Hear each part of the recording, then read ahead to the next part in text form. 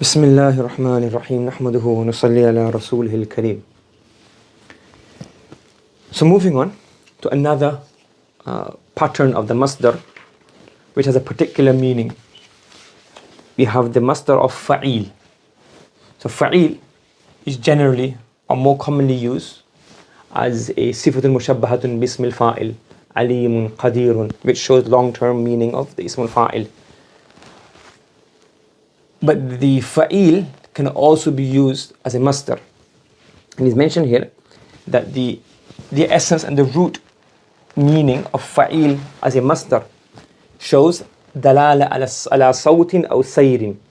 It shows either sound or it shows a movement, a travel. And he's given a few examples here.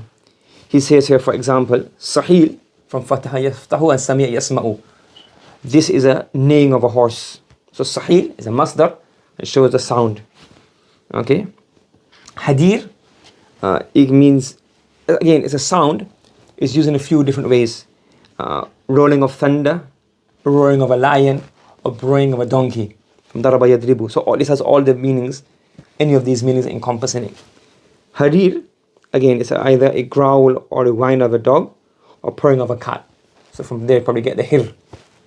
Rahil is traveling, to move. And Rahil, time to travel, time to move, time to set off. And Zamil is used as the camel at a gentle pace. So the verb, the masdar Zamil is used for the verb to express the meaning that a camel was traveling at a moderate pace. Yes? Okay, so the fa'il has this meaning of sawt, and it has the meaning of movement. Okay. Yes. Okay.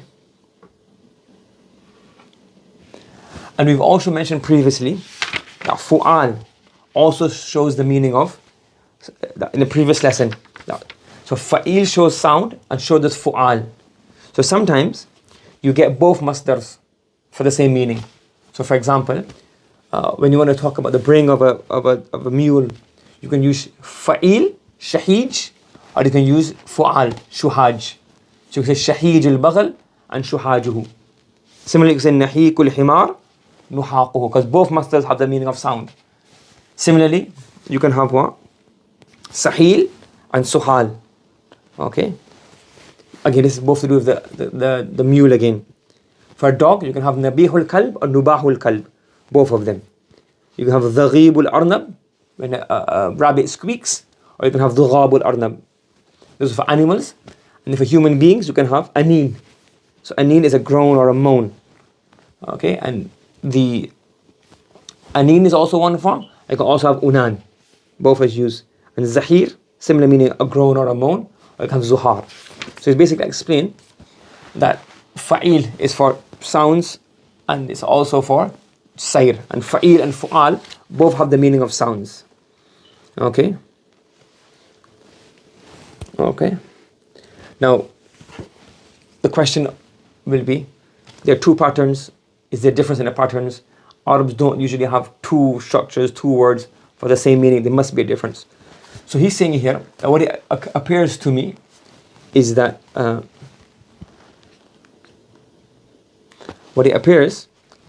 fu'al is ablag min fa'il. That the fu'al pattern has more, whatever meaning is in it is more emphasized. So for example, if you have, for example, aneen and unan, to groan or to moan, which has more groaning in it, which consists of more meaning. So he says that fu'al, the unan, has more meaning and a more stronger meaning than the fa'il. Okay? Yes? Because if fu'al, the strutting of fu'al gives that meaning. And he goes, if you look at wasf, so one is that it's a stretch. So again, the sounds resemble the meaning. And so for example, what you enunciate has an effect on the meaning. So for example, Mufassirun have mentioned in Surah Yusuf, you have فَلَمَّا أَنْجَاءَ الْبَشِيرِ. So now, the Bashir, So what happened was when Sayyidina Yusuf ﷺ disclosed that he was a son and the son of Yaqub and the brother of those in front of him. So now the event is coming to an end. He said, take my shirt back to my father and let him know, etc. So فَلَمَّا أَنْ جَاءَ الْبَشِيرُ. So after the lam, there's an an za'idah. So when you say an za'idah, or better call it harfu sila, why is it lamma an here? Why is not lamma an other places? So one of the reasons the Mufassirun have mentioned is that the extra wording gives you more time to enunciate the word. So enunciation and pronunciation of that phrase, lamma an ja al-Bashir, shows you that it took a long time for the Majid to come, because from Misr to Canaan, so it was a long travel. To show you the long travel and how long it may have felt for Yaqub alayhi salatu wasalam waiting in Canaan, not knowing what's happened to all of his children. So that lamma anja al-Bashir, the an portrays additional meaning. So he's saying here, so the enunciation and pronunciation of words have an effect on the meaning. So he says the fu'al has an alif. Yes, fa'il has a ya, but the fu'al, the stretch in the alif, conveys a deeper meaning. Similarly, if you look at the fa'il and fu'al, when this is shared between, when this pattern is shared between the wasf, the adjectives, then what happens, the fu'al is ablagh min fa'il. So for example, for bravery, he's given here, one example you have here, is that bravery. What's happening? It's not working. The bravery is expressed using shuja, a brave person, and shaji'. And in adjectives, the shuja' is ablagh min shaji'. So somebody who's brave is shaji', and a bit more bravery than that person is expressed with shuja'. Similarly, kuram is a very generous person, as opposed to kareem, who's just generous. So similarly, we can do the same qiyas in masadir, that the fu'al masdar is ablagh min fa'il. So if you have a masdar choice, so for example, if you want to say aninul mudhnib, ya aninul musabbih, somebody was making dua to Allah, doing istighfar. So anin would mean he was making a sound of crying and remorse. But unan would be ablagh. Okay? Wallahu alam. Understood? So this is the pattern of fa'il. Any question before we move on to the next pattern? Yeah?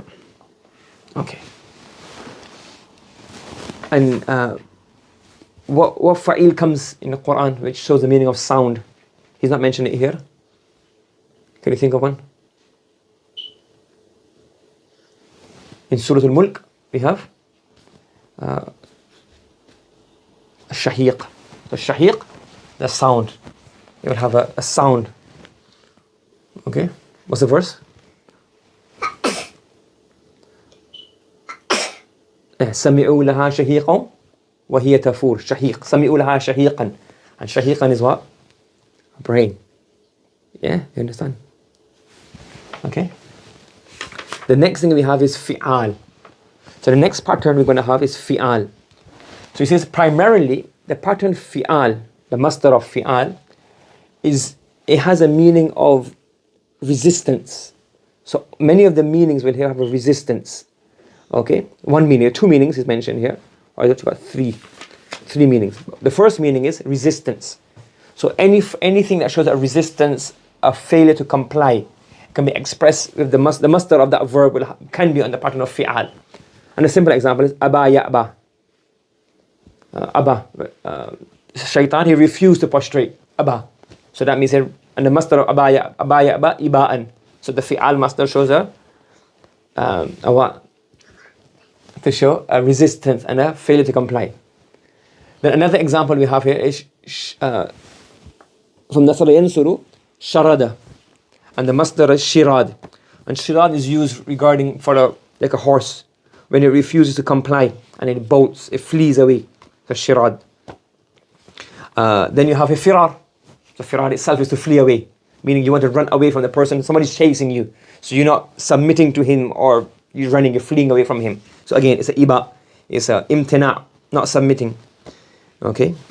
Then shimas is also used regarding a horse, faras, when he refuses to just come under control. And that's why you have the name, the Arabs will keep the name shammas. So meaning this person is very, very, he will not submit to oppression or dhulm. You have Thabit ibn Shammas. Thabit ibn Qais ibn Shammas. Sahabi name, radiyallahu anhu, Shammas. Nifar, again, nufur, dislike, karaha. And then nifar is when the karaha leads you to go away from that thing. So, timah, haughtiness, when it's usually regarding a horse. So, timah, it doesn't submit. So, yes, so all of these have the same meaning. So, all these mean here, muba'ada, meaning go away, but very in a running away form. Okay, you have sirah, again, the horse, it refuses, it just kicks its legs. Okay, yes. Then you have shibab, again, the horse, the shibab, shammas. Okay, one here that comes in the hadith is khila. Khila means what? For khila and hiran. Both of these means what? The horse or the camel or the conveyance, the dabba. So yes. So what we're saying here is one of the fi'al. So there are many words, many of them to do with animals, etc. But one that be useful to us is this one here in the middle. Khila and hiran.